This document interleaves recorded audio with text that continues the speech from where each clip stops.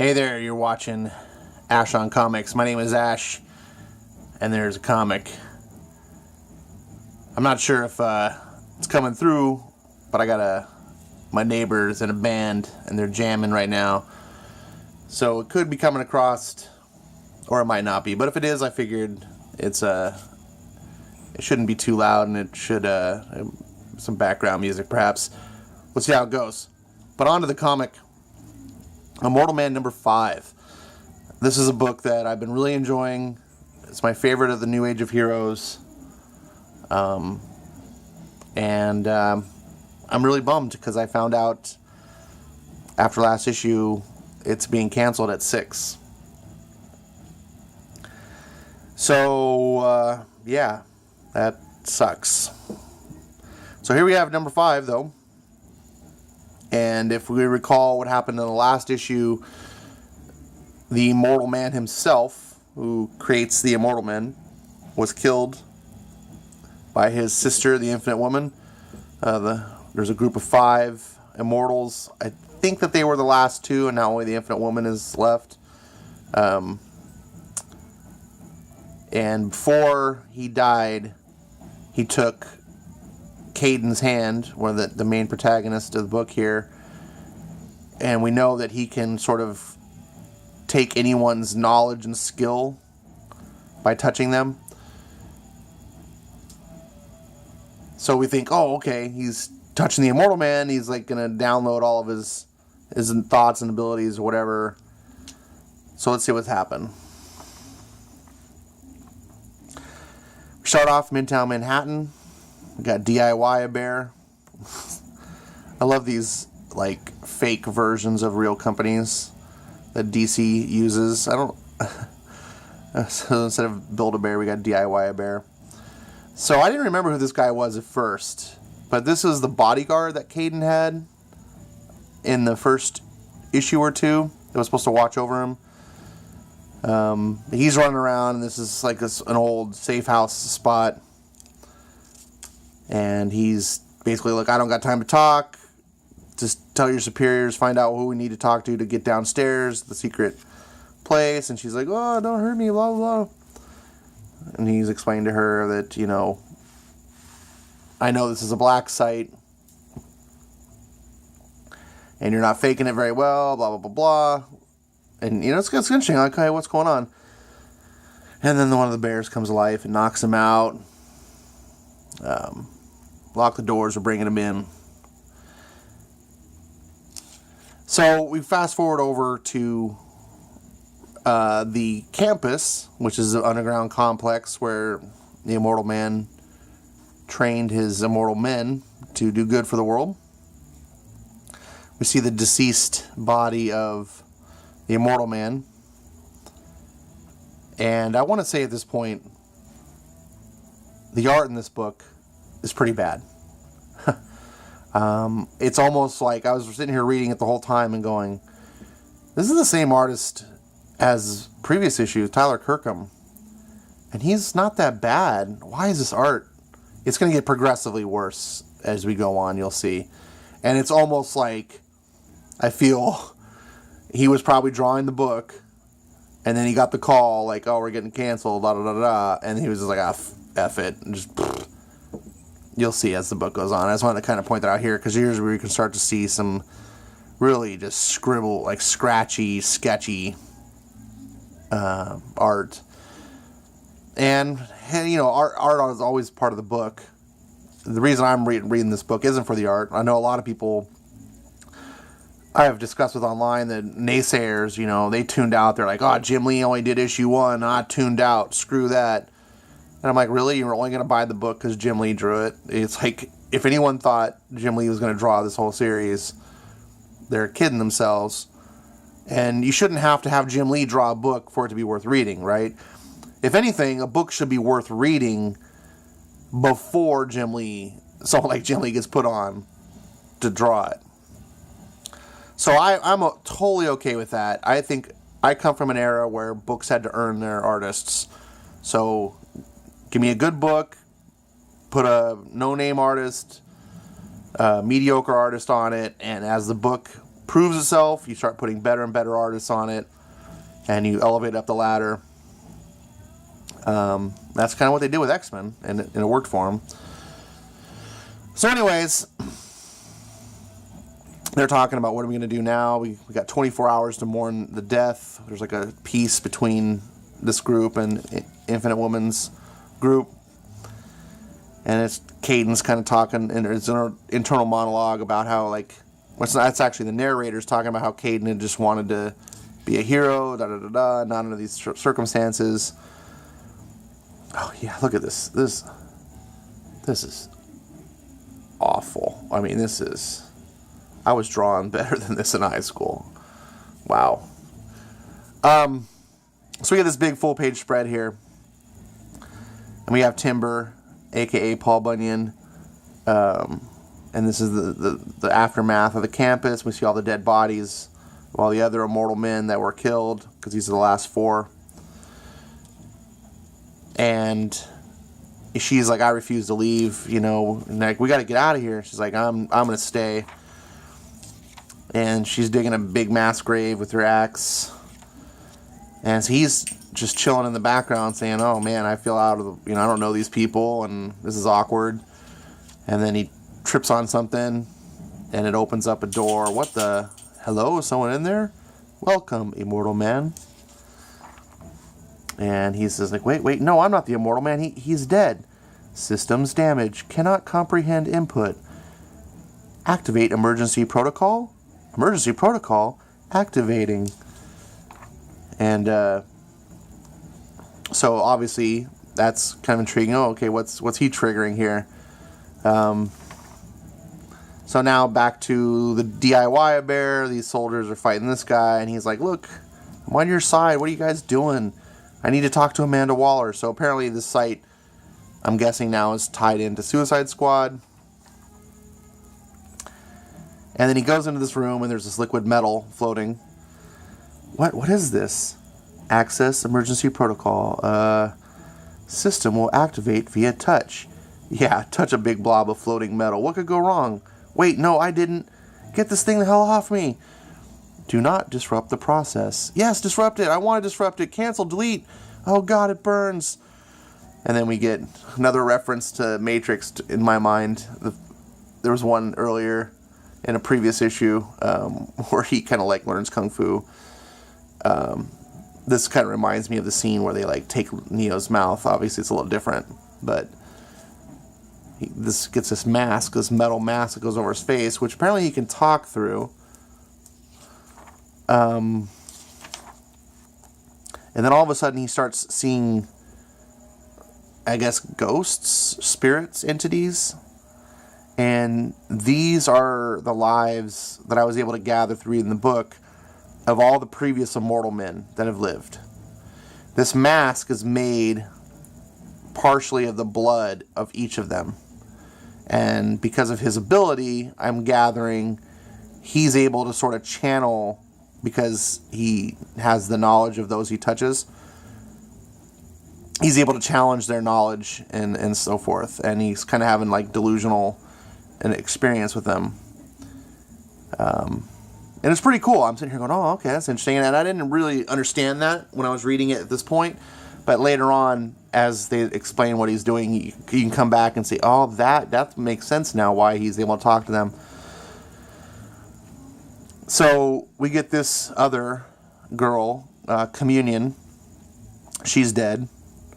And she's kind of explaining to him what the mask is and so forth. And basically, like the Matrix is basically telling him, yeah, you're not the chosen one. You were just a vessel for the Immortal Man in case he failed. He was going to take over your body, blah, blah, blah, blah. You didn't really think some no-name kid like you was going to be the savior of the universe, did you? And he's like, oh. But, of course, Immortal Man's dead, so he's got to be something. So she talks about how she helped Immortal Man, do all this stuff. Yeah, he was like, I'm really sorry. Did you think you were some random teenage kid with a secret to saving the world? And so back to the other Immortal Men. They're outside. talking about, we got to run, da-da-da, and I'm staying, I'm going to fight. And they're still going over that. And then, holy crap, that's morbid. I have a better idea.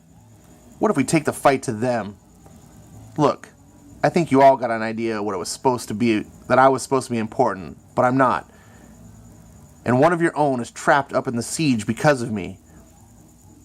But I have the voices of all of your dead friends screaming inside my head to get off my butt and do something, because that's what the Immortal Man would have done.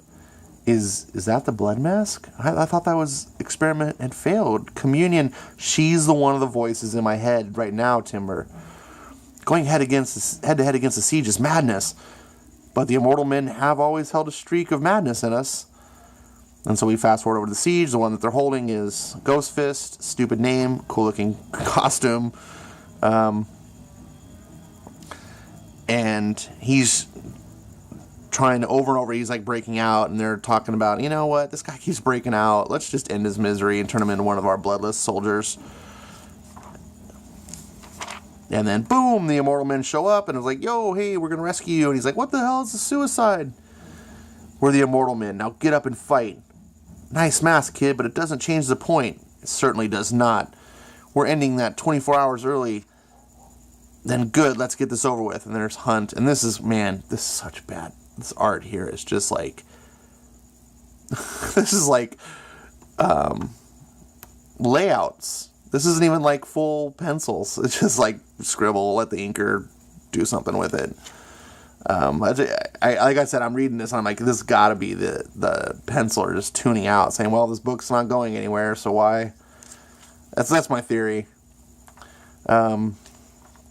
So they're about to fight. We're not going anywhere, you bastards. The Eternal War ends today.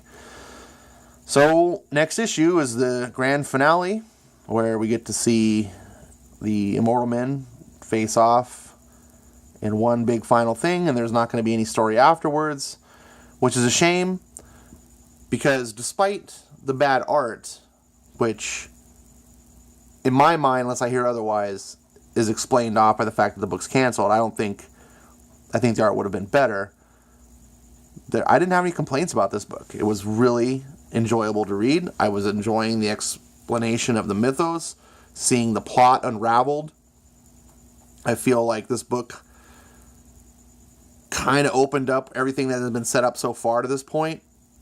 And it's definitely the final act, you know. And I feel like everything's coming to a head. And book 6 would be this battle, but not, instead of being a final battle for the entire series, would just be the final battle to kick off the series and get these guys going somewhere and doing something and establishing a foothold in the DC universe and being something worth following. Instead, DC just decided to not be committed, and I'm really disappointed. I feel 4 issues is not nearly enough, especially when you launched 8 new titles, and this was towards the end. So people had already invested in other titles. You know, it's easy to be like the Terrifics. I think the Terrifics was it Damage? Or one of the early titles. If you're Damage, Terrific, Sideways, you know, or Silencer, you came out early, and those number ones grab people, and like, oh yeah, I got a new title I can collect. And let's say you collected all 4 of those, which a lot of people did. By the time Immortal Man comes out, there's like 6 other issues already out. People are just like, yeah, I can't invest in another book. They're spent out. I think if this had been the number 1 launch for New Age of Heroes, it'd be a totally different story. I think everyone would have bought into this right from the get-go, because, hey, it's a new number 1. But just the unfortunate timing of things. And I think DC should realize that. This book should get a little bit extra pass for that reason. I understand that it's selling just over 25,000 units, which I checked is ahead of Peter Parker Spectacular Spider-Man. It's about 5,000 units less than X-Men sells. Given the situation here, given the fact that the art is It's a no-name title. No one knows anything about this. It's DC, which DC always has problems versus Marvel. Marvel's got all the fanboys. This thing has an uphill battle, and the fact that it's doing that well, to me, says a lot. Look, keep the art mediocre. Put a basic, run-of-the-mill artist on here. I don't care. You can take some of the quality down, let the book prove itself. I want to see this story develop. If you're buying this book already, then keep buying it. I can't say it's the best issue because you could see the art went to shit, but it is progressing. The story, this is one of my favorite parts of the story. This issue and the last issue together, and I hope 6 is good. If you haven't bought any of these at all, I hate to say it, but wait for the trade. And that sucks because I want people to buy this. I really wish this would sell so that DC would be like, you know what? Maybe we should launch that book again and give it another chance. I want to see this succeed. And I don't want to say it breaks my heart. That's a little bit hyperbolic, but it bums me out. Yeah, this is one of the books I look forward to most of all the DC books I buy, which is most of what I buy. It's not a perfect book. It's not the greatest, but I see the potential of it, and I'm coming back as a longtime X-Men reader, and I understand, like, X-Men didn't start off hitting home runs. That book failed. It was facing cancellation. And in fact, they were just reprinting it's for a long time. They kept reprinting old stories in new issues instead of canceling it. They just rehash stuff. And then finally they just decided to take a bold new step with the all different X-Men, and history goes from there, and it just slowly started increasing. Chris Claremont started building this legendary mythos of the mutants, and X-Men made Marvel. DC used to be the dominant comic publisher until the 70s, big crash in the 70s. Both houses really crumbled. But before that, DC was dominant. And then it was Marvel that built themselves back up in the 80s when DC was still begging for scraps. And Marvel built themselves back up. A lot of it had to do with X-Men. So, I don't know. And Jim Lee's a part of this. I think he knows these things. I don't understand. I just don't understand. Anyways, it's a good book. I recommend it. Just understand it's a 6-issue miniseries. Look at it that way. It's way better than Man of Steel. So many people bought Man of Steel. If you're just looking at the 6-issue miniseries, I recommend this. I'm gonna buy issue number 6. I would love to see issue number 6 go out with the highest sales figures to date, so that at least DC could point out and say, that was slowly growing. I don't know if that'll be the case, obviously, because number 1 had Jim Lee, and I don't think it's going to meet that sort of drop off. But whatever. I guess it is what it is. That I like this book. I recommend it. Everyone that I've talked to that I've had stick with it, it's grown on them. Some of the naysayers in the beginning were like, meh. But even like Trajan now is kind of, he was one of the people that were like, well, whatever, Immortal Men. And I was like busting his balls because some of the things that he likes. And I'm like, no, Immortal Men's good. And now he's just like, oh yeah, I guess Immortal Men is getting good. Although he's probably going to rip this one to shreds because of the art. But we'll see. Anyways, I rambled on way too long on this one. 19 minutes. Thanks for watching. Yeah.